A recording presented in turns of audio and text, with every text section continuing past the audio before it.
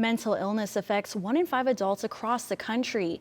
And in Arizona, over 1 million adults have some sort of mental health condition.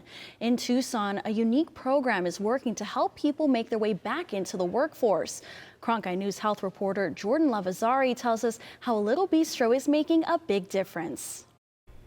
Café 54 is doing things differently in Tucson. The restaurant hires people with mental health conditions or developmental disabilities to help them gain new skills and land a permanent job, just as soon as they're ready.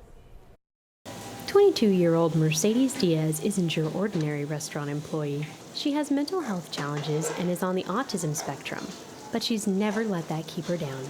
I've always wanted a job because like I said, I'm a fast learner and I like to pick up things.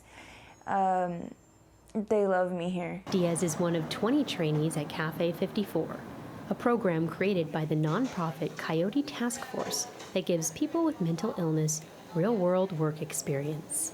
We're trying to break through the stigma of mental illness, right? Every single meal that we serve is an opportunity for somebody in the Tucson community or outside of that to recognize that mental illness is not the barrier that it used to be, and it doesn't have to be a barrier at all. But Café 54 isn't just about reducing stigma around mental illness. The ultimate goal is to help trainees like Diaz find full-time work. There's plenty of research out there that shows that employment is a huge benefit to individuals recovering from mental illness. You know, it affects everything from like housing to medication to self-esteem to symptom reduction. Employment oftentimes is the thing that gets people to that next level in their recovery. It's the end of the day here at Café 54, but trainees work in the kitchen, man the cash register, and serve customers during the day.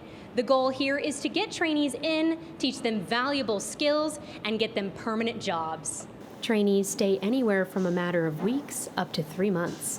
They learn budgeting and communication skills and get advice from peer specialists like Lori Taylor, who was diagnosed with schizophrenia in her 20s. We're helping people find housing. We're helping them get stabilized on medications. We're teaching them coping skills and encouraging them to attend therapy and creating this community of support. The program has had many success stories. Grobe specifically remembers a trainee who'd suffered a traumatic brain injury, but changed his life after Café 54.